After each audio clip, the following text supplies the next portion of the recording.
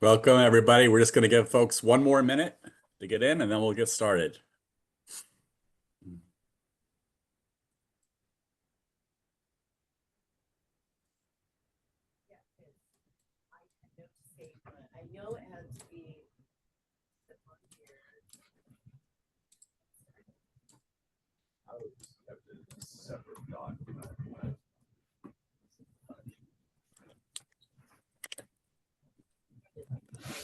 Could you go find your test? Great.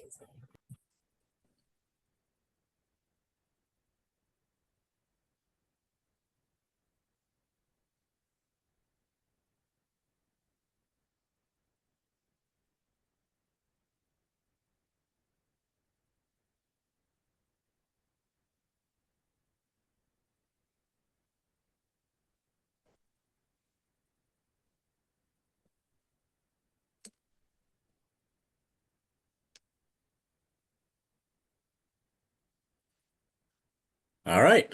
Good afternoon, everybody, and welcome to the Pathways to Adult Success Community Collaboration to prepare young people for adult success solutions forum. Today, we're excited to hear about, next slide, please, Greg. We're excited to have 4 presenters among our folks that worked on our community collaboration effort.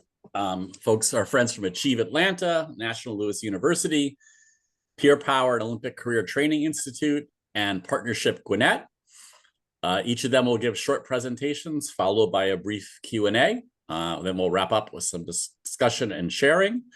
And before we begin, we'll just shape today's presentations just a little bit. As always, we have diverse groups here, so please share your ideas, resources, and ask questions via the chat function. We'll get to them at the end of each section and also at the very end of the webinar. And as always, we will tape this and send it out with all the resources that were shared to everybody that signed up today. Next slide. Next slide, please. This is our continuing collaborative efforts on building pathways to adult success. We really are in both an interesting and opportunistic and challenging time in our nation. Schools and systems are being reorganized to meet new realities. That's opening up new career vistas and aspirations for our students. This is giving us space to reimagine and redesign how we create pathways to adult success. At the same time, the pandemic's impacts continues. Many of you have seen some recent information about declines of freshman enrollment rates for this class of students. It's interesting, this was the class of students who were 9th graders during the most impacted year of the pandemic. And then 10th graders sort of in that chaotic year back. So some of the kids that had some of the most interrupted high schooling are now having some continued challenges with their pathways to adult success. So there's never been more of a need for this community cross-sector collaboration, which is really at the heart of these presentations we're going to hear today. And that's why we're so excited to hear them. So without further ado, we're going to begin with, next slide. Next slide. Or is there?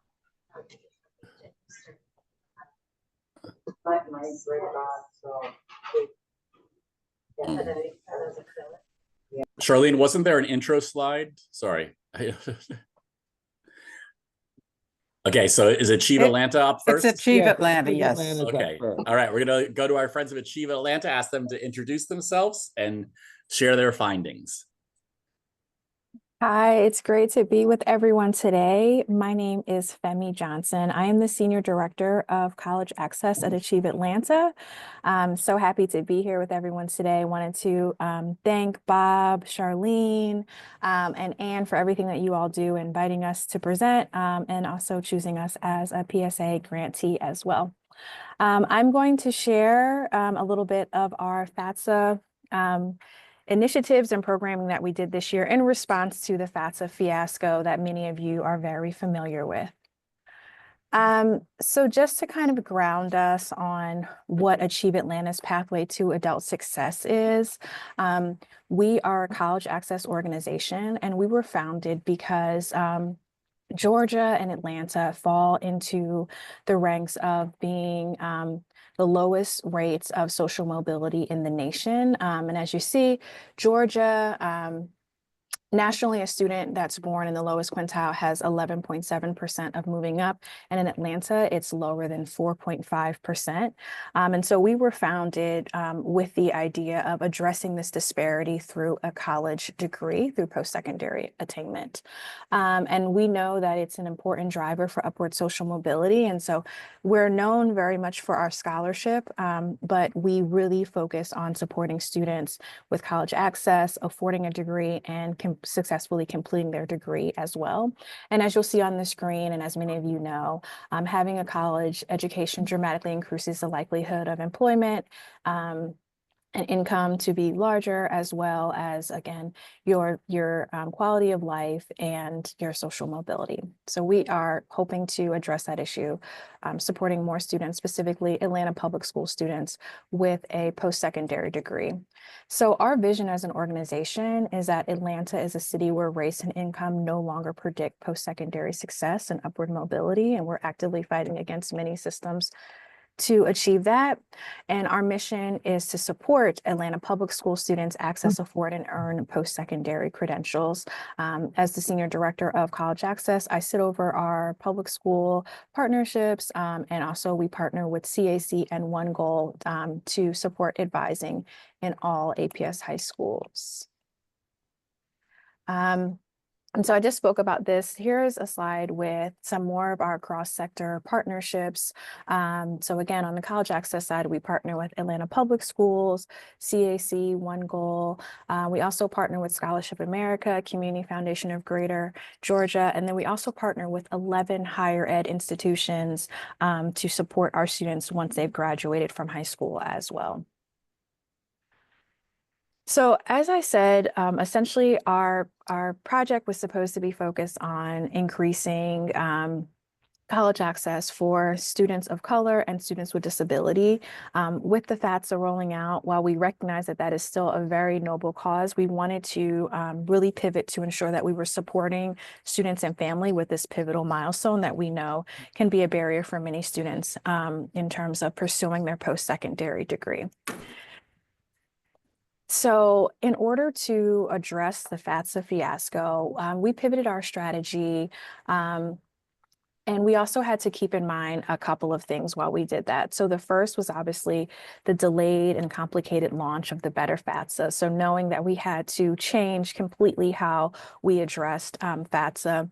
And then also, similar to many urban and just public districts, we are going through leadership change. We just got a new superintendent, Dr. Brian Johnson. And so senior leadership changes at the district have really been difficult, and just trying to maintain our programming level the same and ensuring that we're serving students with the same level, regardless of the adults that are in front of them.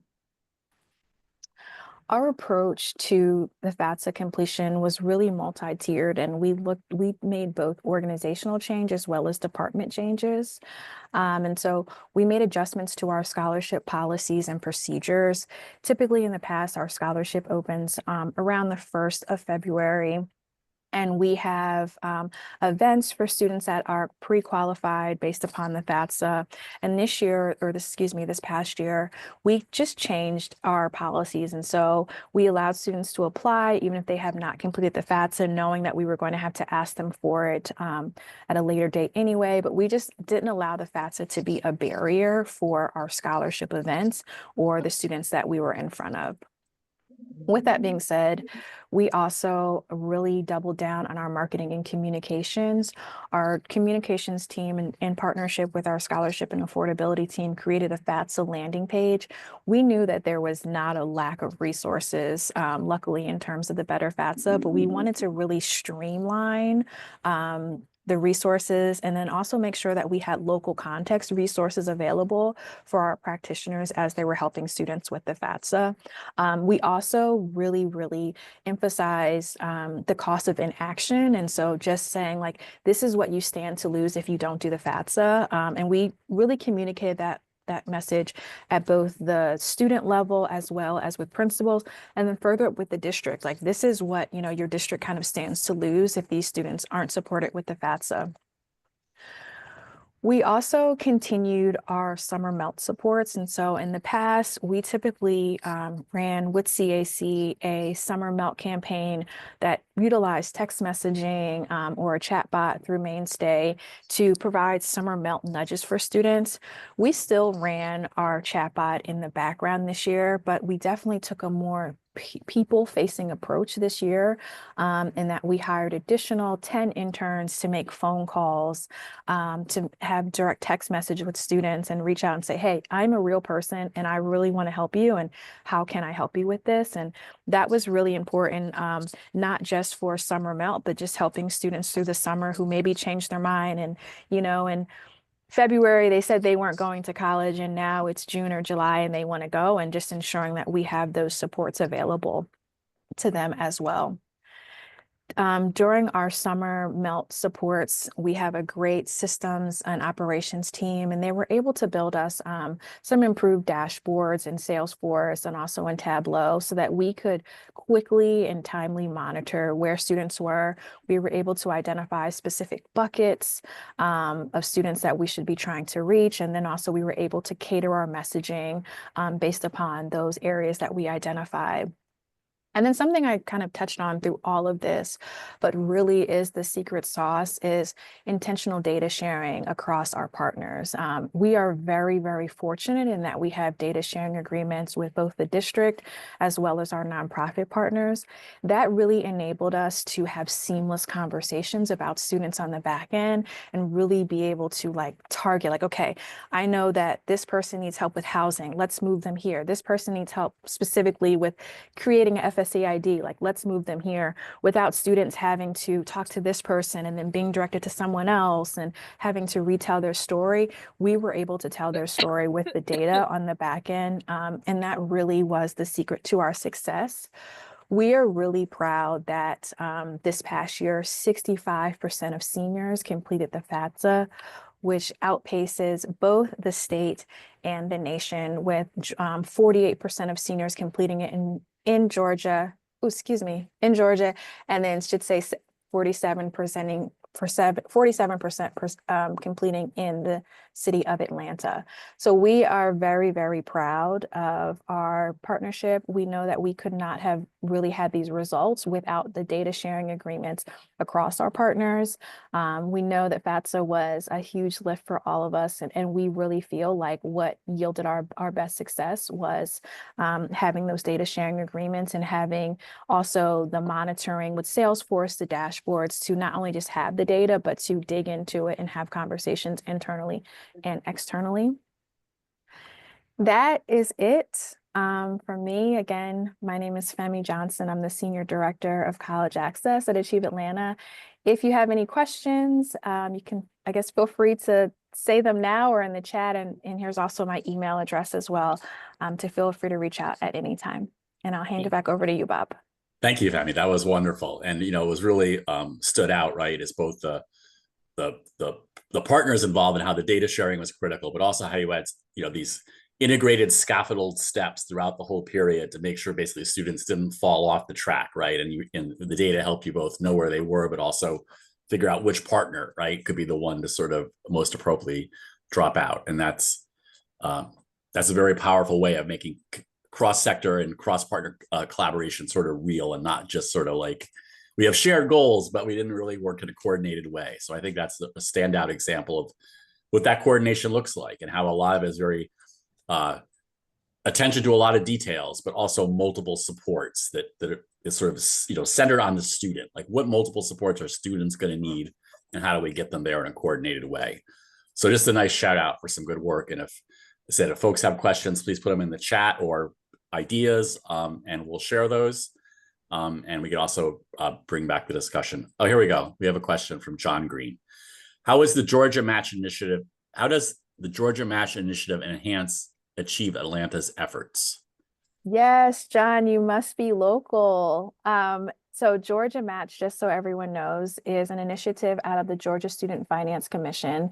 And they essentially send a letter out to all seniors in their first semester and says, according to your GPA, these are the institutions that you are eligible to attend. And students are able to go as far as to claim their spot and to receive individual information from up to 3 universities that they selected. And to answer your question, John, it really has helped us. It's really been a game changer in that this information is coming directly to students. We have a match and fit list builder tool that we encourage students to use junior year. So really, it's like we have our match and fit list builder tool that we support students on junior year.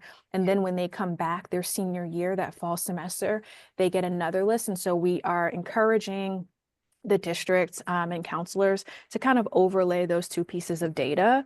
I would say that the downside that we've seen is just like if a student is receiving their letter and it's all maybe 2-year institutions and they were hoping to maybe go to a 4-year, sometimes it can be a little discouraging. And then we rely again on that match and fit list builder tool to emphasize the other options that they have. But Georgia Match has been a great addition, and students are reacting positively to it. And we're just hoping that practitioners are able to use the data a little bit more timely this next year. Wonderful. Thank you. All right. So next up are our friends from National Louis University. Hi, thanks. My name is Tracy Templin. I am an assistant professor at National Louis University within our undergraduate college, and I'll invite Valerie, who's my co-presenter, to introduce herself as well. Hi, my name is Valerie Walker. I'm the director of the undergraduate social work program at National Louis University, and we are in Chicago and the northwest area of Chicago, as well as online with our programs. Great, thank you. I love that we're actually following Achieve Atlanta, and Femi, thank you so much for your presentation. That was really, really interesting because, from our perspective, being a higher ed institution, and I've presented at, for some of these forums before on our undergraduate model. So we'll just take a minute to kind of talk about National Louis University and the undergraduate model in general. But one of the things that I love kind of coming after this is that to really address, especially for Chicago public school students and college completion within the Chicagoland area, our mission of the undergraduate college is really to become a model for higher ed institutions to close the equity gaps in college completion. And so when we envisioned our undergraduate college model back in 2018, we did so and built out an entirely new model that really addresses the barriers to college completion. So we are a broad access institution. We don't have any standardized test scores. Students that have a 2.0 GPA or above are automatically admitted into the college. We have intentionally set our tuition rates so that it is fully covered by Pell, and if students are also eligible for MAP state aid. So it is one of the most affordable 4-year degrees in the state of Illinois. We developed a holistic coaching model for students. So students are assigned a student success coach with low coach to student ratio that really address wraparound supports and are that kind of one-stop shop for students.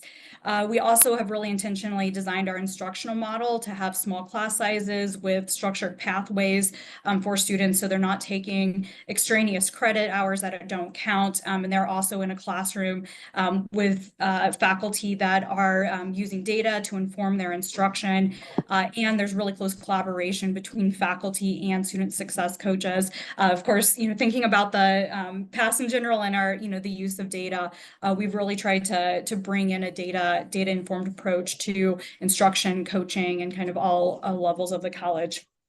So just kind of give you some background of where NLU kind of lies within these conversations, especially around, pathways to adult success. The specific initiative that we are talking about today, which we are really, really excited about, is really thinking about, how are we addressing kind of what do I think of it, like a bridge to higher ed, but then also the bridge outside of once you've completed your degree in higher ed. And so we really wanted to leverage partnerships across community college students, because one of the things that has been really central to our mind, because we developed this model for first-time freshman students, but we know that there's a huge gap for students that enter community college and complete their associate's degree or complete some credits at community college and want to transfer to a four-year institution, but there are challenges to that. So one of the things we really wanted to do was to leverage our partnerships to begin to build like visibility into how to go into a post-secondary four-year institution from that community college, as well then too is connecting students to employer opportunities, internship opportunities, that experiential learning piece. And so thinking as students are transitioning out of NLU into their careers, how can we connect them, right, to these opportunities to continue that? Because one of our missions is not just that students graduate with a four-year degree, but they are entering into sustainable, meaningful employment. So the idea that we were really working towards is developing what we are calling this symposium, and this was specifically for students within the social behavioral sciences for NLU. So we're talking about psychology, criminal justice, social work, of course, human services. We also had students in other majors. It was open for any majors, but the content of the symposium was really geared towards those professions or those majors or fields. And so what this day, it was a one-day event, and we partnered with Wings program, which was a nonprofit organization in the community to offer continuing education units for organizations, for practitioners in the community. So we really wanted to create an environment where we have organizations coming together with community college students, with NLU and four-year colleges to build networks amongst students, practitioners, community organizations, really trying to, again, have support students in building those networks, either to college or from college to into their career, connecting students with internship, employment, undergrad or graduate opportunities through kind of informal, but then also more formalized resource fair and networking opportunities. And then also just like creating visibility and partnership amongst community colleges, nonprofit organizations, and NLU, and really trying to create an intentional, meaningful, authentic experience for people to engage together for that. So I'm going to hand it over to Valerie to kind of talk about what that day looked like and some of the outcomes that we had from that. Absolutely. So thank you. And thank you. It's great to be here in this group of leaders. So the Just Practice, Social Justice Perspectives on Trauma and Resilience was our focus, our theme. And really with the opportunity from this grant, we were able to provide numerous sessions, so upwards of 20-something different sessions throughout the day. So what a professional conference would look like, and just really create an opportunity. You'll see in some of the photos with the dog are two Chicago public school social workers offering a session talking about youth resilience. They also spent time talking about criminal justice issues and diversion and deflection programs impacting youth as an example. The topics really came from our student community, our programs within NLU, and our community partners. So Tracy mentioned the Wings organization, that's domestic violence survivor serving organizations. We also partnered with World Relief, which is a tremendous organization nationally and in Chicago. Avance, which works with primarily Latinx communities, and numerous other organizations that are doing really innovative, on the ground, important work in our communities. So the day started with an opening session with plenty of room for networking and some refreshments. And what was really amazing is students connecting with their instructors that are online students and then being in the room and sitting across the table. from their instructors, students connecting with alumni. We had a lot of students from other colleges, other universities, in addition to community colleges that attended for the day, which really put, National Lewis's programs on the map in a different way as a relatively new organization providing undergraduate education, as Tracy contextualized for us. So just all the sessions were widely attended, a lot of logistics in action in terms of also offering virtual options for that accessibility, primarily for students and partners that are outside of the Chicago area. We held it at our Wheeling campus, which is a smaller campus that is much more accessible, travel-wise, parking-wise, as a way to firm up the relationships with organizations in the northern and northwest Chicago area, as well as a way to highlight organizations that are in need of internships and looking for employment opportunities for bachelor's and master's prepared folks. Our community colleges participated by offering presenters, by sending students, by offering to travel students to this event, which was amazing, and actually culminated in some future opportunities that are happening right now, actually, for us to partner with community colleges at their events and support their events. So we're supporting a mental health awareness event this week at one of the community college partners that came out of this example. So just in terms of the day at a glance with the numbers, over 175 participants, also offering that virtual option, which meant we had a lot of volunteers and a lot of instructions for how to create that bimodal experience that many of us are now used to, with students and participants in the room, as well as people coming in. That was particularly positive with community-based organizations that couldn't send several staff for the day, that they were able to participate virtually and then still have some staff at the resource fair.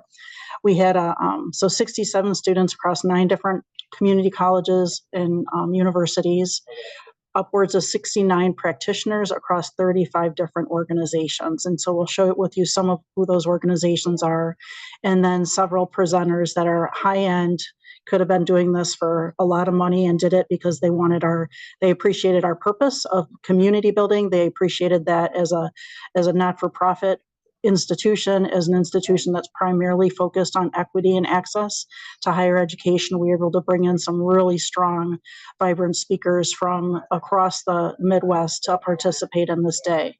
It was also really nice for practitioners in the community to come because a former professor or community leader or organizational leader was speaking, and have those networks be very intentionally renewed at the symposium.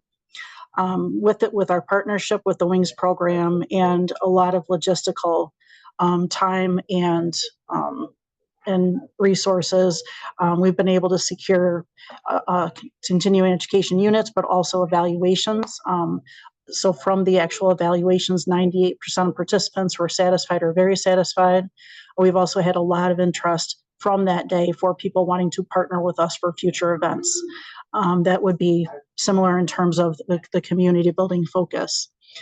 Several of our academic programs have industry advisory councils, and so this was also a really good resource generation opportunities for bringing in high school practitioners, community college practitioners, and faculty, as well as graduate programs into the program, supporting National Lewis in terms of industry advisory council participation, which is a really important partnership, similar to what Femi was saying, in terms of just really making sure that we have our eyes on the prize in terms of how we are preparing students. We also increased alumni engagement, as well as event partnering for new events like we talked about before. We had folks from other universities that have social work programs or graduate programs as well come and take a look at some of our particular sessions because they wanted to see how we are having these conversations with students. In addition to the symposium, we also use some of the grant funding for career pathways sessions with students that are now opened up to other programs, other colleges and community colleges as well. And they really liked how we were having career conversations with students in a very, with participants, students in a very student-centered way, but also supporting students and seeing options for what they can do with particular majors, but also what they can do with credentialing and licensing. And that seemed to be a unique aspect of the symposium as well. So we had several different kinds of topics, dynamic, diverse speakers, a lot of really hard critical issues being addressed in these sessions, as well as continued dialogue coming out of the sessions. And I feel like it really set us up for much stronger foundation in terms of using these community partnerships, but also knowing that the community-based organizations are ones that we want to support also, right? So we really wanted to make sure that there was going to be a reciprocal relationship with folks coming into the resource fair, for folks being able to participate in the day for free, as well as, have the people at the table for them to network with and build on their own resources. So I think that's it. One of the programs that, when Tracy was talking about the NLU structure, we have a career bridge program, and this was also which supports students with internships, employment, job readiness, preparation, sometimes financial resources to support them in going through those processes. They also picked up several new partnerships that then they can support back in terms of community-based organizations for supporting students and having bridges for internships and also for employment. Okay. Wonderful, thank you. Yeah. I think what was, really amazing about this and just very heartening is that, oftentimes when people try to create community collaborations, the first meeting is sort of a very cut and dried, like, what is the value of us all collaborating together? And it's, very sort of, institutional type meeting. And this is saying, well, let's learn together. Let's have a shared experience together. That will create organic connections. They'll be much more meaningful than if we just got together and said, wouldn't it be good if we all collaborated? Here's the value, right? I mean, I'm not diminishing it. That's important. But I think the innovation here was that, like, one, it's sort of nice that it's a university. Let's learn together as our connection, as opposed to, let's talk about what's in it for you, what's in it for me. And right. And then also this idea that by doing that, we now have a shared experience with people from a wide range of potential connections, from community colleges to partners. And we can now build that connection on a shared experience, as opposed to the more sort of just, transactional. Exactly. It had to be a win-win, and it took time. It took time to build. We just have, I know we're at time a little bit, but we just have a couple more pieces just to acknowledge. Tracy, Sure. Do you want to move it forward? Yeah, and we don't have to spend a lot of time, and I think actually, but you said it like really well just in that, and like Valerie in the follow-up of just, the amount of time, right, that it takes to develop these and develop these partnerships and what that engagement looks like. And we talked about that all when we've presented on this before, but just a lot of those learnings, right, is like, how do we, learn together? How do we come together and have, equity across how we're all engaging in this process? And so I think that's something that we're still kind of debriefing with our planning committee, and something that we'll take into future events as well, is how we can make sure to continue to like leverage these learnings to authentically and meaningfully engage across our partnerships for these events. Wonderful. Thank you. Thank you. Yeah. And if folks have questions, please put them in the chat. We'll get to them at the end, or the people can respond directly. And now I believe our friends from Peer Power and Olympic Career Training Institute are up. Hi, good afternoon, everyone. Let me just share my screen. Welcome.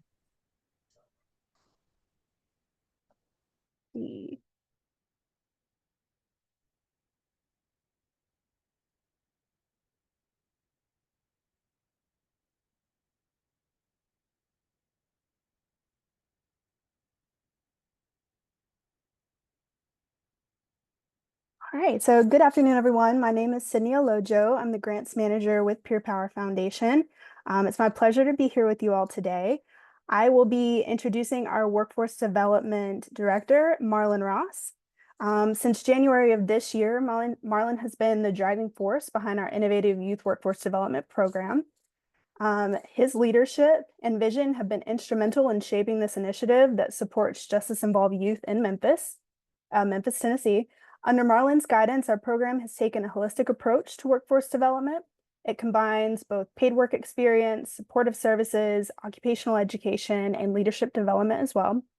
Through Marlon's efforts and our partnership with the Olympic Career Training Institute, we've built strong connections with local businesses, community organizations, and dedicated mentors, and it's created a powerful support system for all of our participants. So today, Marlon's going to share with you the successes and outcomes of our program this year, from helping our youth earn industry-recognized credentials to placing them in meaningful employment opportunities. The impact of this program, this collaborative program so far has been really remarkable. Marlon's presentation will highlight how our approach is not only changing individual lives, but is also contributing to the broader goal of building a stronger, more inclusive workforce in our community. So without further ado, please join me in welcoming Marlon Ross. Good afternoon, everyone. Thank you all for having us. And so again, my name is Marlon Ross, Director of Workforce Development. And so we go through our very first cohort, Alpha cohort. We had 17 young men from Booker T. Washington, Melrose, and Hamilton High School. These are 3 local area high schools. These high schools are actually some of the lowest performing high schools in the state of Tennessee. And so we took 17 young men through this program from those 3 schools. We did have 100% completion rate. And so that means they all finished the program. They were with us for 16 weeks. They all finished all of their credentials, all of the different certification programs that we implemented. And then they all had an attendance rate of about of at least 75% or above as well. And so some of the skills that and credentials that these young men received, forklift certification. Memphis is very big in the manufacturing industry, as well as they all were OSHA safety certified. We had 4 out of 17 complete an advanced acceleration certification through Moore-Tech, a local technical school, NIMS, phase 1, which is National Institute of Metalworking Skills. We're also proud to also let everyone know that 94% of our participants were not involved with the criminal justice system during their time with the program. Quite a few of the young men that we did work with did have a history of being involved with the criminal justice system. Then we came back this summer with our second cohort, the beta cohort. This time we went from 17 to 24 young men. We added to the 3 schools that we were supporting. We added Whitehaven High School as well as Raleigh, Egypt, and Douglas High School as well. And then we're also proud to announce that with the second cohort, we also received 100% completion rate of the program as well. We also, during this program, we added a few new things. We added a partnership with the University of Memphis Center for Regional Economic Enrichment, where our cohort, they received a work readiness certification from a regionally recognized work readiness program. Through their partnership with the University of Memphis. We had 11 young men go through the Advanced Acceleration Certification course at Moore-Tech Technical School, so up from 4 to 11 in the second cohort. We also had a recidivism rate of 95.8% within the beta cohort as well. And then also we also introduced ACT work keys with our second cohort, and 95% of the cohort passed this National Career Readiness certification exam. And so just a little bit about our program design. So these young men, they were with us Monday through Friday. They were all seniors in high school, and so they would leave school at about 12:45 each day, and they would be with us from about 1 until about 5 o'clock Monday through Friday. And so they received over 30 hours of essential skills training, professionalism, effective communication, critical thinking, those type of skills. They received over 200 hours of real work experience. We have a daily mentorship and academic support component, because every last one of the young men that enrolled in our program did graduate from high school.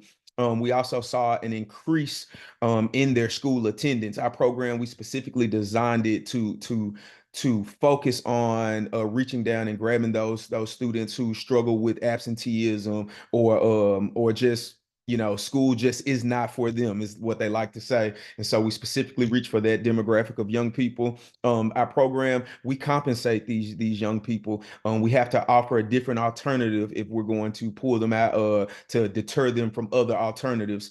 Credentials was a big thing about our program, but also the biggest thing is our emphasis on holistic development. Everything from mental health, they go through therapy every Monday. Mental health, there's a physical component 2 days a week, nutritional eating. And so these are the things, also social emotional learning component as well. And also a big emphasis on our program is eliminating barriers that limit upward economic mobility. Transportation, we provide transportation. There's a need-based assessment. Before we can truly help these young people, we need to know what needs do you need met right now. And so we've been able to do that through our program.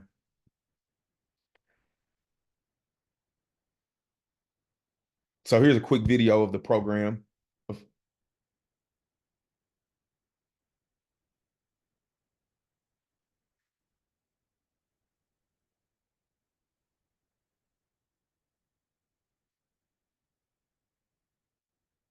Can you all hear? Is the sound working? Oh, the sound's not working. You have to reshare and allow audio. Give me just a second.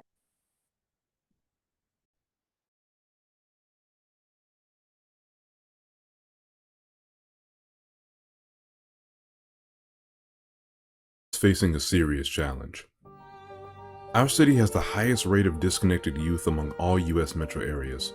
Over 1,000 youth in Memphis are arrested for violent crimes each year, and with a city poverty rate of 23.6%, nearly 28,000 youth between the ages of 16 and 24 are neither in school nor employed. That means in Memphis, 1 in 5 young adults are virtually cut off from opportunities for growth and success. These statistics paint a challenging picture, but they also highlight a need to make a real difference in the lives of our young people and the future of our city. A need that Pure Power is here to provide for. I'm here today. Because I want to make my future 10 times better. Because I want to make my future 10 times better. I want to be somebody someday. I want to be somebody someday. For 20 years, Pure Power Foundation has been a beacon of hope in Memphis, providing high-quality tutoring and mentoring to underserved youth. We've engaged countless young people, providing more than 1.5 million hours of tutoring and mentoring. Our core program has helped countless students achieve academic success and go on to college. But we realized there was a gap. Not all students were college ready, and some were at risk of falling through the cracks. I would have been doing things out here in the streets, making bad decisions, taking my life in a direction that it shouldn't be going in. Pure Power helped me turn it around. In communities plagued by poverty and high-risk behaviors, we knew we needed to do more. That's why we developed our workforce development program. We're now providing comprehensive support to all students, whether they're college-bound or seeking career opportunities right after high school. Through partnerships with local businesses, we offer in-depth work experiences, job readiness training, and career exploration opportunities. What I was doing at first, don't know if I was supposed to be doing it around my age. Pure Power helped me find a way out. Because of Pure Power, I realized I was going to be something bigger than what I expected to be.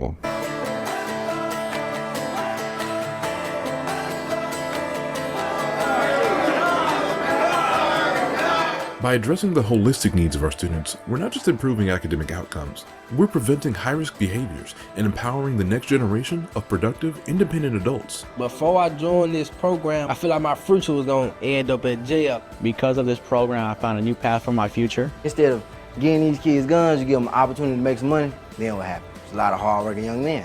Pure Power has done something really amazing. They have given our youth the ability to say, hey, I am somebody and I'm going to be somebody. Pure Power, I definitely do think is doing the work that needs to be done. And it's not just the work for the look, it's the intentional work that is really changing lives and helping students be the best that they can be past high school and past college. With your support, we can expand our reach, serving more schools and students each year and continuing to move the needle in public education.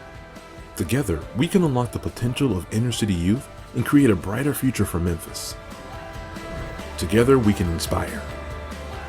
Together, we can empower. Together, we can spread Pure Power.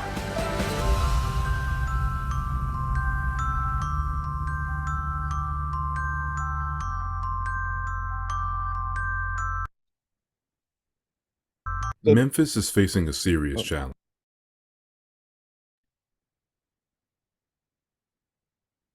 So yeah, so that was a quick video, and so now we'll get into some of the ways that we're improving our workforce development program as we're getting ready to launch our third cohort in February. So what we've done, we've enhanced our program infrastructure. Like I said, we introduced ACT work keys. We've also increased academic support for our cohort participants, and we've also increased wraparound services offered. We're excited to really, with our next cohort, that we'll be introducing driver's ed program. Transportation is one of the biggest barriers to workforce development, and so we're about to tackle that head on. We've intensified our staff training, as well as increased the number of staff that'll be working with our cohorts. We've expanded our partnerships. We're a level 1 partner with the Memphis Shelby County Juvenile Court.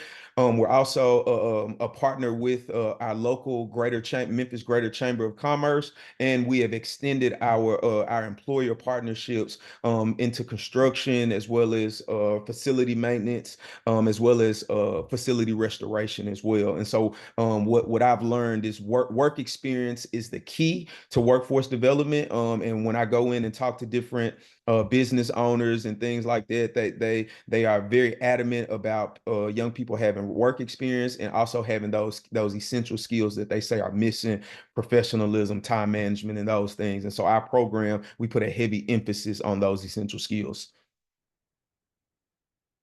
And so we've also began to implement multi-tiered support systems, integrated more social emotional learning practices, and we've also worked with some of our fellow industry partners to help develop employability skills framework.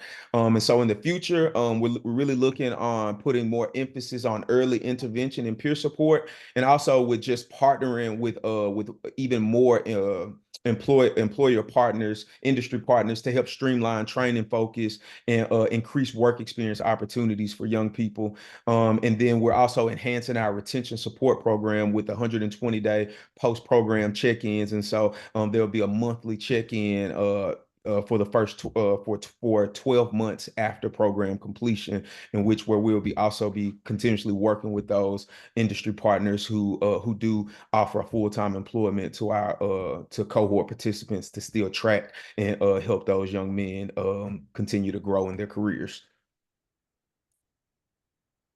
And so we're continuing looking at the data, continuing to refine our practices. We're addressing challenges that definitely come up when you choose to serve an underserved population. We're also addressing challenges for participant job placement, and we're just continuing to collaborate with local employers and local entities to address the workforce needs of our city. So as we continue to evolve, we definitely would love some feedback, any questions, or further support to help really, our country's need to upskill our youth and our workforce. Thank you. Yes. Thank you, Marlon and team. That was really, again, another wonderful example of how thoughtful collaboration and really this idea that I was in Achieve Atlanta and also National Louis, that it is these multiplicity of support students need to have true pathways.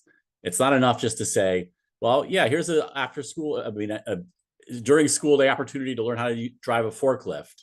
It's much more than that, right? It's all those, everything from the nutrition to the mental health to the workforce, sort of soft skills. It's that really complete set of resources that make it a true pathway, as opposed to like, oh yeah, sure, we've created an opportunity for you, hope it works.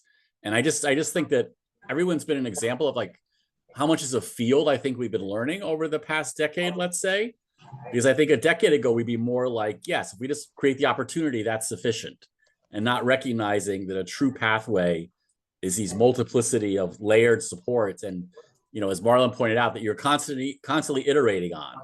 There's always the next edition that needs to be done to improve and expand.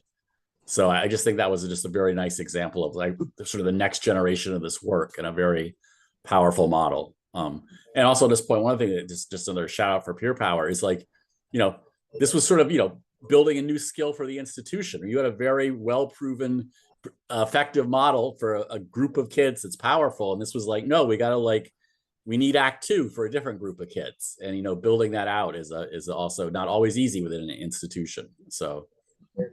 And listening to you, Marlon, this is Valerie from National Louis. Your language was very powerful, and going from the youth saying school's not meant for me to the sense of belonging and sense of community that then they embraced as part of your program. So I feel like that was the bridge, right? One of the bridges. So thank you for speaking to that. Thanks. Thank you. And as thoughts and questions arise, please send them in, and we'll make sure to share them with our Peer Power friends. Now we're going to turn to our partnership, Gwinnett, to bring us home.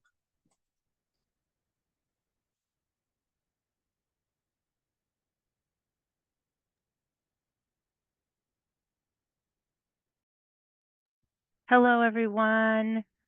Can you hear me well? Yes? Yes. Yes. Okay, Yes. I'm sorry. I wasn't looking. Let's see. Now where'd I go? See where it says slideshow up at the top? It's blocking it. My screen is blocking. At the top. Boom, there it is. Okay. And then from the beginning, there you go. All right. So hello, everyone. I'd like to introduce myself. My name is Autumn Andrews. I am the Workforce Development Manager for Gwinnett County Government in their Economic Development Division. And I formerly worked as the Director of Workforce Solutions at Partnership Gwinnett. I am joined by a few of my co-collaborators across the community. So I want to let them introduce themselves as well, so that you kind of get a sense of the group that we've gathered. It kind of speaks to the work that we're going to talk about today. So John, can you introduce yourself? Sure. I'm John Green, and I live in the community, and I've spent a long time doing stuff with folks at the school world and the community world, and I know Autumn. Yes, thank you, John. John is amazing. He's a former principal and district leader in our education system, as well as a community leader and advocate today that we're very privileged to have as part of our team. Tamaya, would you like to introduce yourself? Absolutely. Greetings, everyone. My name is Tamaya Robb. I'm a coordinator in our district office for Gwinnett County Public Schools for CTAE, which is Career Technical and Agricultural Education. And I also support our work-based learning and workforce readiness opportunities and initiatives. And Lauren. Hey everyone, I'm Lauren Croft. I'm the Director of Human Resources here at Peachtree Packaging. I'm also the Chair of the Talent Council. We have a lot of partnerships here locally with different schools, technical schools, Gwinnett County Public Schools, special needs programs. So very excited to be a part of this conversation. And I also too know Autumn. Thank you. Thank you all. So as you can see, we have our public sector, private sector, our school and education system, as well as our community partnerships represented even in the group that's presenting for you all today.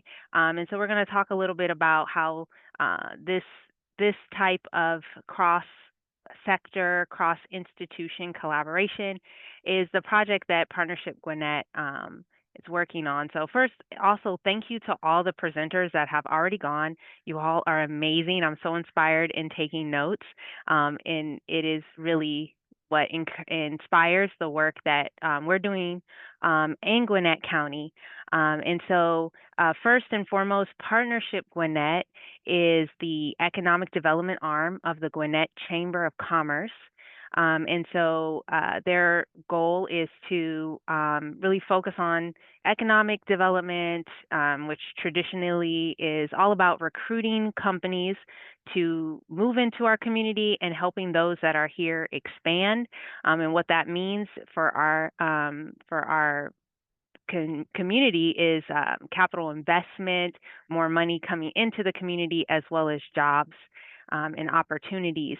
So that's the primary focus of Partnership Gwinnett. And as a part of that, of course, in order to have a thriving economy, we need a robust workforce, a skilled workforce to support that economic activity. And so Partnership Gwinnett has three goal areas: economic development, talent development, and community development that they focus on. And so in my role previously, I was focused on that talent development piece. And as part of the strategy for Partnership Gwinnett, they had a charge to create a talent council. And this talent council was to consist of across sectors, education, industry partners. And so as I was leading the work, I saw the opportunity to also include our public sector and as well as our industry, our public sector, our community-based partners. So we have put together a council of about 40 individuals representing industry, our 5 target industries, as well as all of our major educational institutions, our K through 12, Gwinnett County Public Schools, as well as our technical college partner, our Georgia Gwinnett College is our university partner. And then also we have community-based organizations that are working on workforce development, doing training such as Goodwill, Career Academy, and some other community-based organizations like Corners Outreach. And then we also have our government public sector partners like our Workforce Development Board, our county government. So we brought leaders from all of those sectors to the table and launched the Talent Council. And so really Partnership Gwinnett is focused on, through this work, focused on supporting the pipeline of talent here in Gwinnett, bringing business together so that business and education and all of these sectors together so that they can really expand and support and leverage the capacity of all of the resources we have in the community. And in this way, kind of serve as this workforce intermediary that just accentuates the relationships and supports connectivity, communication, and collaboration. Because when you think about it, we have a lot of great programs that are happening in our school system, at our technical college, even, really thriving businesses that are doing good work. But at the same time, are they talking to each other? How much are they communicating to really support pathways to adult success, to really support our students as they're coming through the workforce pipeline and launching their careers?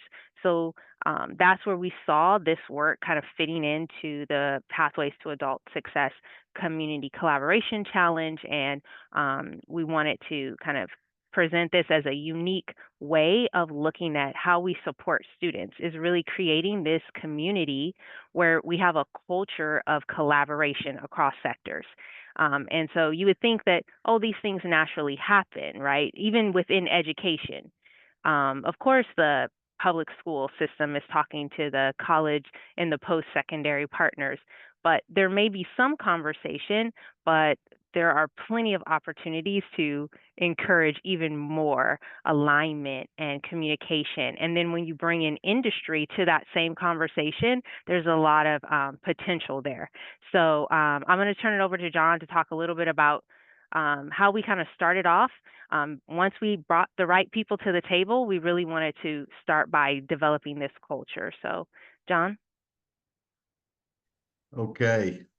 So let's talk a little bit about culture, because as many of you have experienced, you've gone to meetings and they were somebody else's.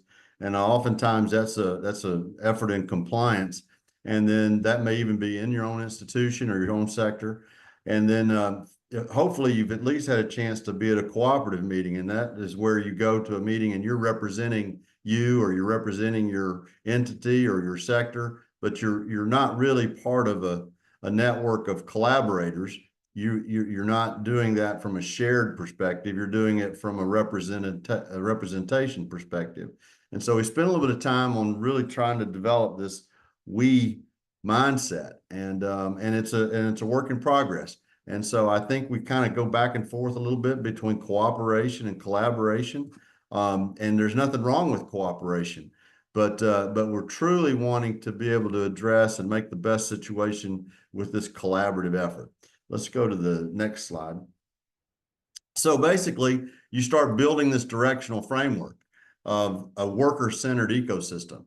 And then what might that look like? And so so you got to answer some really basic kind of questions. You know, what are you going to do?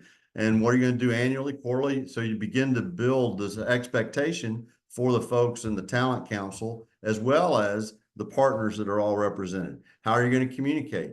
You know, what are things that we're going to do? And then how do you sort of mesh learning and working, and working and learning? And then you're always constantly reevaluating who needs to be on the talent council. The thing that is kind of neat about Partnership Gwinnett is it's been around.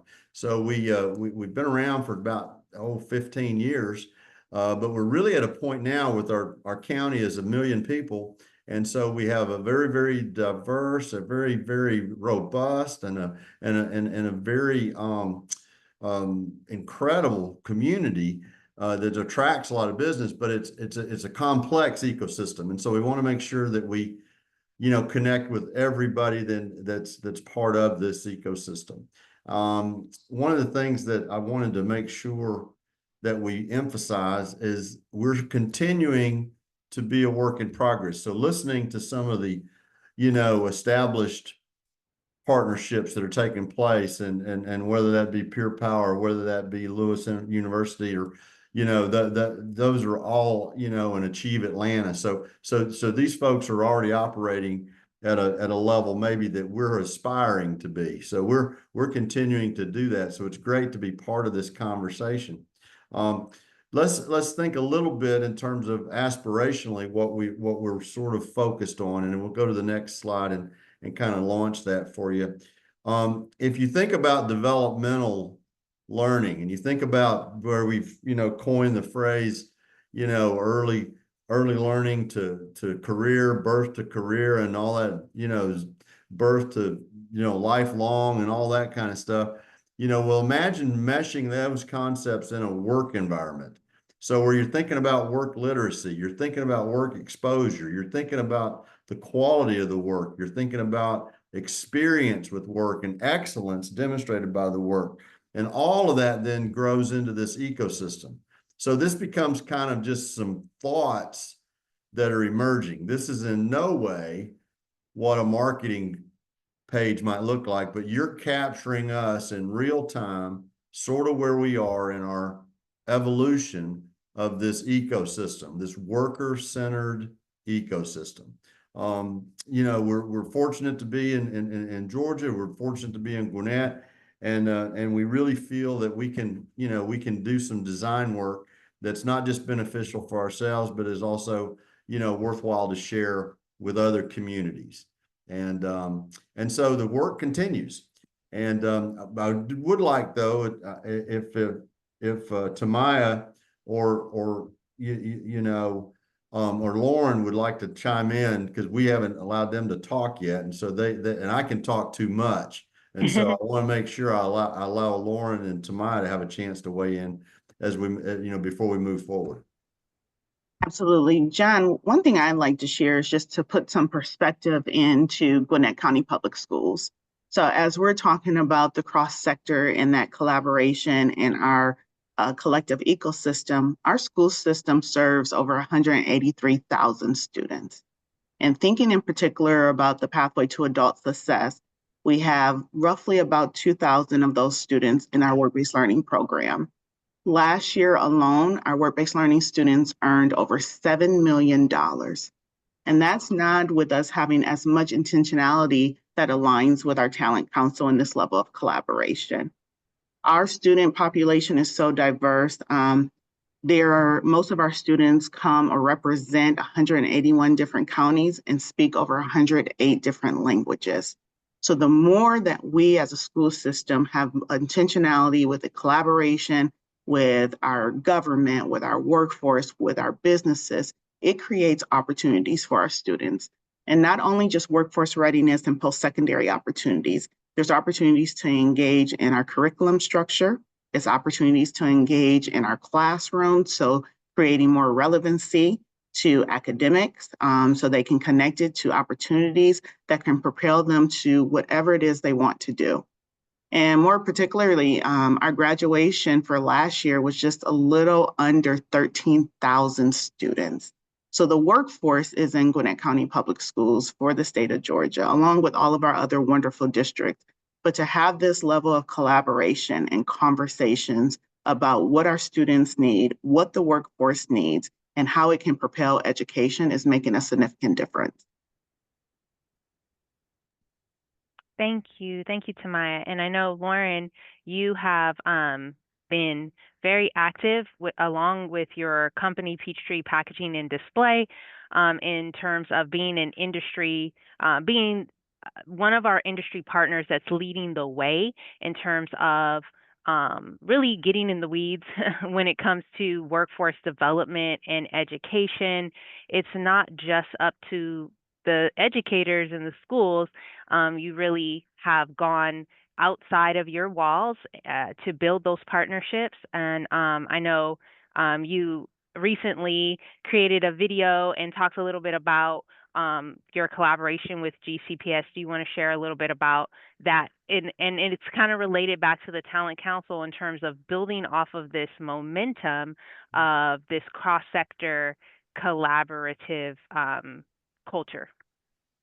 Yeah, so it's funny you mentioned that because just a few minutes before this call started, I had just gotten back from a board meeting with the Department of Education for Georgia talking about the manufacturing curriculum. We are a manufacturing company. We manufacture corrugated boxes and displays. And so really partnering with them to make sure the students are learning what they need to be learning. But yes, just an example. And I shared the link to the video with you all in the chat as well. But personally, it's just been very exciting to be part of the Talent Council. It's developed into such a collaborative group of community partners in a relatively short amount of time, I would say. I was born and raised in this community, so it's amazing to see the great work that's being done here. And I look forward to continuing our workforce developments here in Gwinnett. And I also wanted to say thank you to the team at Johns Hopkins too for bringing us together, allowing us to learn from each other and sharing our experiences too. So this has been great. And so just kind of in conclusion, I know there's so much we could talk about, Yeah. but as you kind of see these words that John alluded to, work exposure, work experience, work quality, work literacy, we're really looking to, it's the beginning of building this directional framework that we're hoping, it's kind of our first iteration, if you will. So we're hoping to create a framework where across sectors, each institution can see where they fit in this in this ecosystem, as John said. So are you providing work exposure? Are you providing work experience? Or what activities do you do that provide these types of experiences for students, and how does that support their overall development? And really the goal there is to just, once we have more of a strategic direction, then we can really, I think do more and go further. I like the quote, if you want to go, if you want to go fast, go alone. If you want to go far, go together. So we can go further even faster when we have shared goals, shared vision, shared goals, and shared accountability. So that's really what the Talent Council is looking to create more of. And our community is really poised to, I think, do a lot of innovative and transformative work in this sector. Another example would be the position I'm in now in our Gwinnett County government, that also, our government officials and leaders saw the need to invest more in workforce development, creating my position and kind of elevating the work that I began doing with the Talent Council to now being at the county level to even lead needs assessment and a strategic plan for workforce development, which will only enhance the work that the Talent Council is doing. So I don't know if there's any final comments you want to add, John, but I know that's we're been up wonderful. at time. That's been Yeah. wonderful. Thank Great. you so much. Great way to round out our community collaboration challenge discussions. And just there's two quick things that I just had to note is that one, this idea that you use, the culture of collaboration, but really among like the key institutions which shape the pathways to adult success in your community. And that is rarer than I think you realize that is rare. And that's why it's so exciting what you're doing, to have those key institutions coming together with a true sense of collaboration. And also this idea of, that every student in the end needs this series of exposures, experiences, knowledge. It's not just for a few, but it's really for everybody in the end. And how do you, figuring out how to do that for all is the big challenge, right? As opposed to just some. And the last thing I'll say is that Team Gwinnett might be the front runner to win the Balfanz Challenge, which many of you folks have heard. It's when the principal from the largest high school finds him or herself next to the undergraduate dean of one of the major institutions of higher education, next to the hiring manager of one of the biggest employers in a checkout line at the grocery store, and they'll all meet each other as old friends. That's because those are the folks that shape the pathways in that community. And in most cases, they would be next to each other, not even know who they were. That they three were like the shapers of the success of the youth of their community. So really, this is the effort to bring those folks together to be not just know each other, but to know each other as old friends, right? And that's a powerful model. So I want to thank everybody for great presentations today, and really more importantly, for the amazing work you're doing. And we'll follow up, I said, with sharing resources. I want to tell folks we have a couple of upcoming events. We have our first Educating America report on progress and challenge of providing all students with the education they need for adult success next Tuesday. It's for those of you who follow our work with Building a Grad Nation, this is the next generation of that work. And that we invite you to check that out next week. We're also, another one of our efforts is releasing a report on how we can co-design with students this idea of being on track to career success, which we talked today, and how we can really engage students in the design of those pathways to career success. So we encourage you, that's coming out very soon, to look into that too. And then finally, we have 2 upcoming solution forums with the rest of our community collaboration challenge participants from our last session in January and March. And we encourage you to join us there. And I just want to thank everybody. And as we say, onward and be well. And again, just thanks everybody for your amazing work, and everyone else for working together to share these learnings with each other. Take care.